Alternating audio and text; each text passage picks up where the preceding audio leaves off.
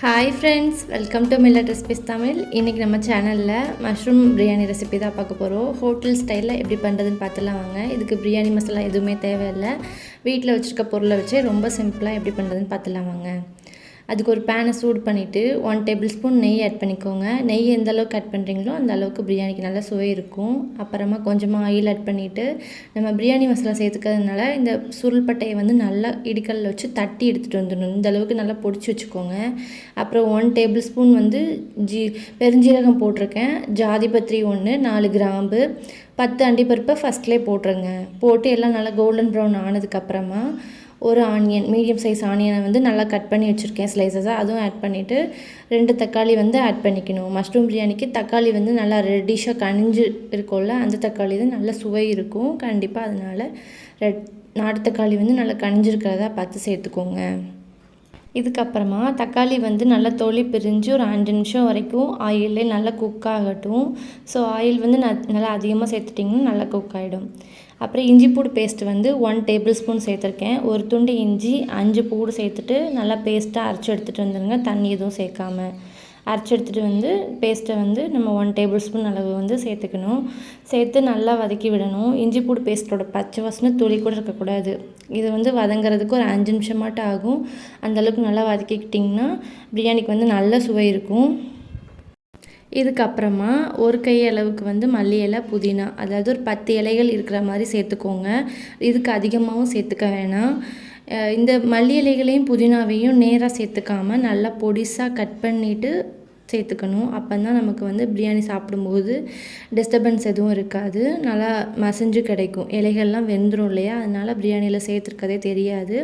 புதினா மல்லி இலையோட ஃப்ளேவரும் நல்லா இறங்கும், அதுக்காக தான் கட் பண்ணிவிட்டு சேர்த்துக்கிறோம்.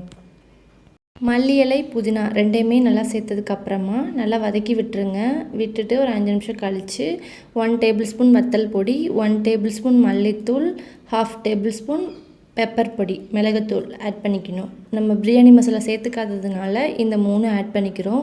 உங்கள்கிட்ட பிரியாணி மசாலா இருந்ததுன்னா அது மட்டும் 1 டேபிள் ஸ்பூன் ஆட் பண்ணிக்கோங்க. இந்த 3மே நம்ம ஆட் பண்ணி செய்யும்போது நார்மல் பிரியாணியை விட ரொம்ப சுவையும் மணமும் நம்ம ரெஸ்டாரண்ட்டெல்லாம் எப்படி சாப்பிடுவோம் அந்த அளவுக்கு ரொம்ப சுவை அதிகமாக இருக்கும்.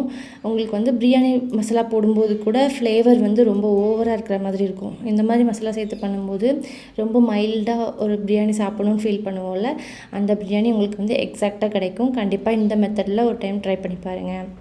அப்புறம் இன்றைக்கி மஷ்ரூம் ஒரு 1/4 கிலோ போல் இருக்கும். அதை நல்லா கழுவிட்டு நல்லா தொலியெல்லாம் க்ளீன் பண்ணிவிட்டு நான் நல்லா பொடிசாக கட் பண்ணி வச்சுருக்கேன். பாதி பாதியாக கட் பண்ணி வச்சுருக்கேன். அதையும் நம்ம சேர்த்துக்கலாம்.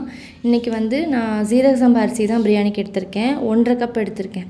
1.5 கப் அரிசிக்கு 3 டம்ளர் தண்ணி ரேஷியோ. நீங்கள் 1 கப் எடுத்துக்கிறீங்க அப்படின்னா 2 டம்ளர் ரேஷியோ. நீங்கள் பாஸ்மதி ரைஸ் சேர்க்குறீங்கன்னா 1.25 கப்பு தண்ணி வச்சுக்கோங்க. சீரக சம்பா அரிசினா மட்டும் 2 வச்சுக்கோங்க. 1 கிளாஸ் அரிசிக்கு 2 கிளாஸு, பாஸ்மதி அரிசிக்கு 1 கிளாஸுக்கு 1.25. இதுதான் மெஷர்மெண்ட்டு. இதுக்கப்புறமா சால்ட்டு சேர்த்துட்டு நல்லா கலந்து விட்டுருங்க.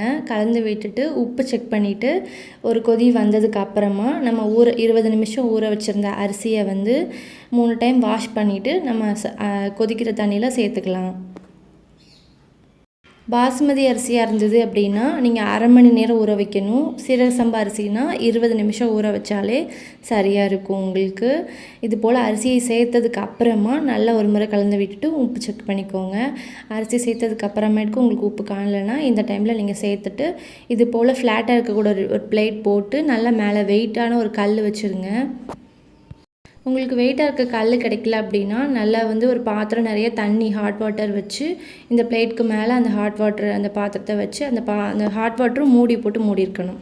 அந்த மாதிரி பார்த்துக்கோங்க. இது போல் தம் போடும்போது அடுப்பு லோ ஃப்ளேமில் 20 மினிட்ஸ் நீங்கள் திறந்து பார்க்கணுன்னு அவசியமே இல்லை. கலந்து விட்டுருக்கீங்கல்ல அரிசியை, அதனால நீங்கள் திறந்து கலக்கி விடணுன்னு கூட அவசியம் இல்லை. ஒரு 20 நிமிஷம் இது போல் மூடி போட்டு மூடிட்டு அதுக்கப்புறமேட்டுக்கு அடுப்பை ஆஃப் பண்ணிவிட்டு நீங்கள் கீ ஆட் பண்ணிக்கோங்க. ஆட் பண்ணிவிட்டு கீயை நம்ம கிளறும்போது இந்த மாதிரி கரண்டியை திருப்பி வச்சுட்டு அந்த அந்த குட்டியாக இருக்கிற பகுதியை வச்சு நீங்கள் கிளறும்போது உங்களுக்கு அரிசிகள் உடையாமல் நல்லா உதிரி உதிரியாக கிடைக்கும். அதனால் இந்த மெத்தட் படி நீங்கள் எப்போவுமே சாதத்தை விரைய விடுங்க. நீங்கள் குக்கர் மூடி போட்டு 2, 3 விசில் விட்டால் கூட குழஞ்சிரும், இல்லை அடி பிடிச்சிரும். இந்த மாதிரி தம் போட்டு பண்ணும்போது ரொம்ப வந்து பெர்ஃபெக்டாக பிரியாணி வந்து கிடைக்கும் ஹோட்டல் ஸ்டைலில். இதோட ருசி வந்து ரொம்ப டிஃப்ரெண்ட்டாக இருக்கும். பிரியாணி மசாலாலாம் சேர்க்காமலே நமக்கு வந்து ரெஸ்டாரண்ட் ஸ்டைலில் வந்து எவ்வளோ மைல்டாக ஒரு மாதிரி பிரியாணி வந்து சாப்பிடவே ரொம்ப ருசியாக இருக்கும்ல, அந்த அளவுக்கு வந்து ரொம்ப சூப்பராக இருக்கும். கண்டிப்பாக ஒரு முறை இந்த மெத்தட் படி ட்ரை பண்ணி பாருங்கள். கிட்ஸுக்கும் லஞ்ச் பாக்ஸ் கொடுத்து விட்டிங்கன்னா நல்லா ஃபில்லிங்காகவும் இருக்கும், நல்லா விருப்பப்பட்டு சாப்பிடுவாங்க. நான்வெஜ் பிரியாணியே தோற்று போயிடும், அந்த அளவுக்கு வந்து சுவை இருக்கும் இந்த பிரியாணியில். கண்டிப்பாக ஒரு முறை செஞ்சு பார்த்துட்டு நம்ம வீடியோவில் வந்து கமெண்ட் பண்ணுங்கள். புதுசாக பார்க்குறவங்க வந்து நம்ம சேனலுக்கு சப்போர்ட் பண்ணுங்கள், சப்ஸ்கிரைப் பண்ணி. தேங்க்ஸ் ஃபார் வாட்சிங். ப்ளீஸ் கமெண்ட் பண்ண மறக்காதீங்க.